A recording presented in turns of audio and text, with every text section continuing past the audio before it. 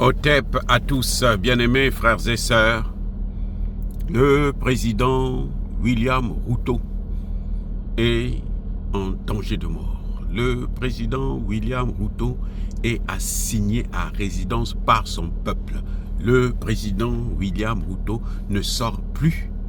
Il est coincé dans son palais. Tout a commencé il y a quelques semaines quand William Ruto est allé se faire initier aux États-Unis, où on l'a fait asseoir sur la chaise du président américain au bureau ovale. Et pour William Ruto, c'était la fin du monde. Là, il avait touché le sommet du paradis. Mais William Ruto, ce qui s'est passé, c'est qu'en allant aux États-Unis, il avait oublié, ou plutôt refusé, de payer les salaires des médecins,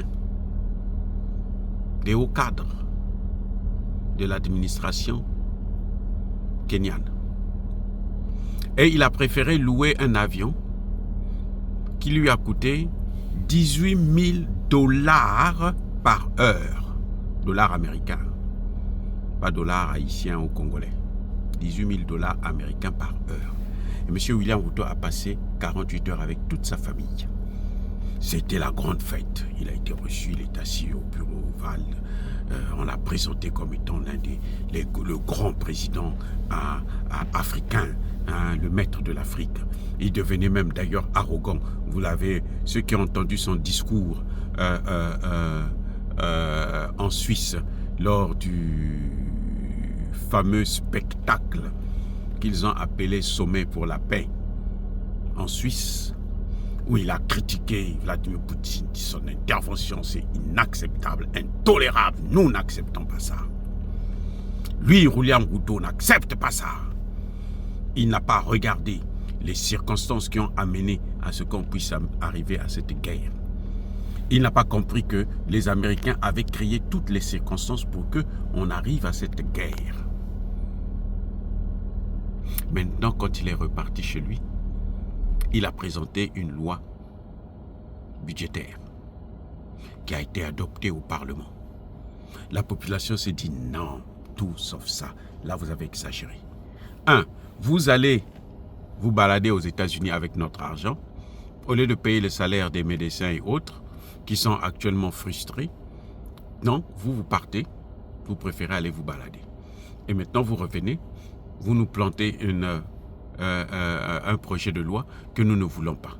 Il est adopté au Parlement, nous on vous demande de retirer ce projet de loi. William Ruto qui dit, c'est moi le président, taisez-vous. Subissez. La population qui dit, ah bon, c'est comme ça. Mais c'est nous qui t'avons élu, c'est aussi nous qui pouvons te descendre. On t'a élevé, on peut te descendre. Eh oui. Parce que si on casse l'escalier là, qui t'a permis de monter là, tu vas chuter. Et la population a commencé à marcher pendant une semaine. La population sortait dans la rue. William Ruto, ce qu'il a fait, c'est qu'il a sorti les gros moyens. Bombes lacrymogènes, tirs à balles réelles, ainsi de suite. Il a commencé à avoir des morts. La population qui dit, maintenant qu'il y a des morts là, ça c'est fini. 1, nous on te demande de retirer la loi. 2, nous on te demande de faire revenir nos soldats qui sont en RDC. Ils ne sont pas partis là-bas pour aller tuer les Congolais, pour aller faire la guerre contre le Congo. Nous n'avons pas besoin de cette guerre. Si vous voulez, vous envoyez vos propres enfants là-bas. Apparemment d'ailleurs, ces propres enfants ont déjà quitté le Kenya, ils sont déjà à l'étranger. Bref. On lui dit aussi que nous ne voulons pas que vous alliez aider les Américains dans leur guerre en Haïti. Parce que vous le savez, je vous ai déjà dit ça à plusieurs reprises. La guerre en Haïti, c'est la guerre des Américains. C'est les Américains qui veulent prendre l'île. Pour en faire certainement une grande base militaire. Comme d'habitude, la seule chose qu'ils savent faire au monde, c'est pour marquer leur domination et que quiconque veut bouder dans les Caraïbes, depuis la base américaine d'Haïti, ils vont détruire ce pays. Donc voilà dans la situation dans laquelle on se trouve. C'est horrible. William Ruto a tenté de résister. Une semaine après, les Américains ont constaté que ce peuple-là ne décolère pas. Il ne démord pas. Il ne veut pas baisser les bras. Les Américains vont le lâcher en lui demandant d'exécuter les ordres de ce peuple. Par la voix du secrétaire d'État américain, Anthony Blinken. William Ruto résiste. Quand il y a eu des morts, la population qui dit « Bon, maintenant c'est fini, ça y est ».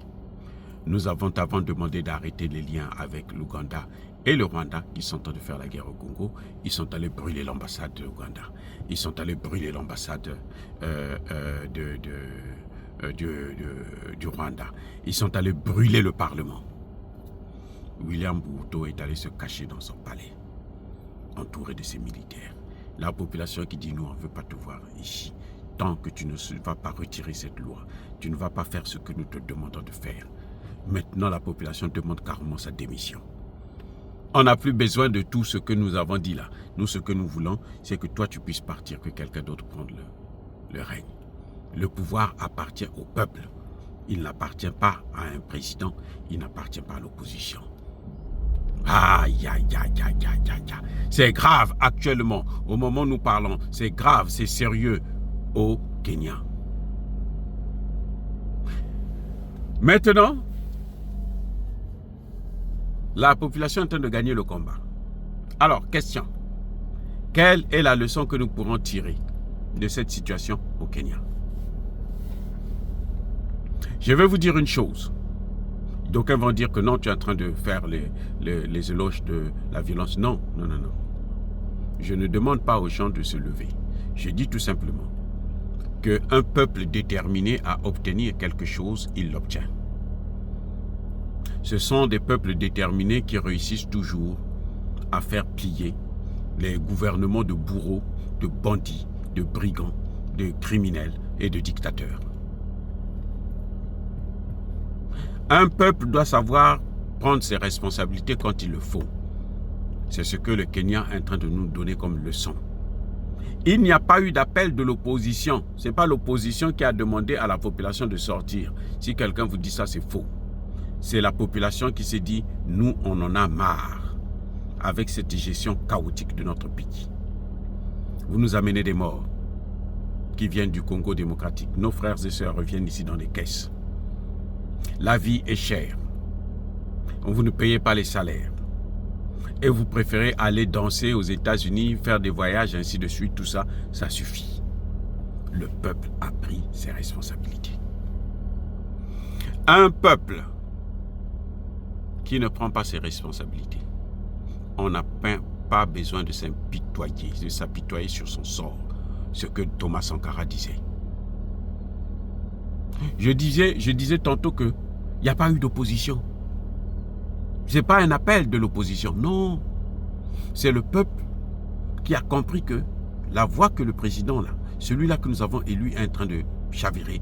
Alors, nous devons lui demander sa démission. Et nous sommes maintenant à la demande de la démission de William Ruto. Et c'est ça que méritent les dirigeants africains. Parce que les dirigeants africains pensent que quand ils sont élus, ils ont le droit de tout faire. Ils ont le droit de vie et de mort sur leur population. Ils peuvent vendre leurs terres, ils peuvent vendre leurs matières premières, ils peuvent brader leur pays, ils peuvent sacrifier leur peuple. C'est au peuple. Et il n'a pas besoin de qui que ce soit. C'est le peuple qui gouverne, c'est le peuple qui commande. Ce peuple doit se lever. Chaque peuple doit prendre ses responsabilités, notamment en Afrique, pour que l'Afrique puisse sortir de la crise dans laquelle nous nous trouvons actuellement. Bien-aimés frères et sœurs, le Kenya nous parle, le peuple du Kenya nous parle. Il ne nous demande pas d'aller faire la casse, non. Il dit que le peuple doit être déterminé et montrer la voie. Vous avez vu au Congo démocratique, le peuple sort pour dire nous ne voulons plus de la mission des Nations Unies. Tshisekedi les empêche, le leur empêche. Tshisekedi maintient cette mission. Voilà ce que ça donne. Les gens continuent de mourir. Les Wazalendo sont en train de se sacrifier Mais vont se sacrifier jusqu'à quand si l'armée, si Tshisekedi ne prend pas ses responsabilités pour signer des accords avec la Russie afin de libérer définitivement l'ensemble du pays? Un peuple responsable, c'est un peuple comme celui du Kenya. Les Kenyans ont très souffert parce que vous savez que c'est au Kenya qu'on a expérimenté la stérilisation des femmes. Des générations de femmes ont été stérilisées par les mêmes bourreaux, nos ennemis, les Occidentaux. Bien-aimés frères et sœurs, le Kenya nous parle, le peuple kenyan nous parle. Le peuple kenyan nous montre la voie à chacun de nous de prendre ses responsabilités. Le Mali l'a fait, on a vu ce que ça a donné. Pendant plusieurs semaines, plusieurs mois, chaque vendredi, il y avait une marche de l'opposition, de la population pour demander le départ de IBK. La situation devenait intenable et c'est là que les militaires ont pris leurs responsabilités. C'est là que Assimi Goïta est venu. Un peuple qui prend ses responsabilités. Un peuple qui se lève et qui est déterminé. Le Burkina Faso, ça a été pareil. Barkhane voulait venir s'installer au Burkina Faso. Les Burkinabés ont dit, nous ne voulons pas de vous ici. Ils sont partis au Niger. Le peuple a résisté un peu. On les a matés, on les a massacrés. La France a tiré à balles réelles, a tué plusieurs Nigériens. Le peuple est toujours resté déterminé. Et qu'est-ce qu'on a vu? Bazoum, élu démocratiquement, est parti. Bien-aimés frères et sœurs, c'est la leçon que nous devons tirer de la situation qui se passe aujourd'hui au Kenya.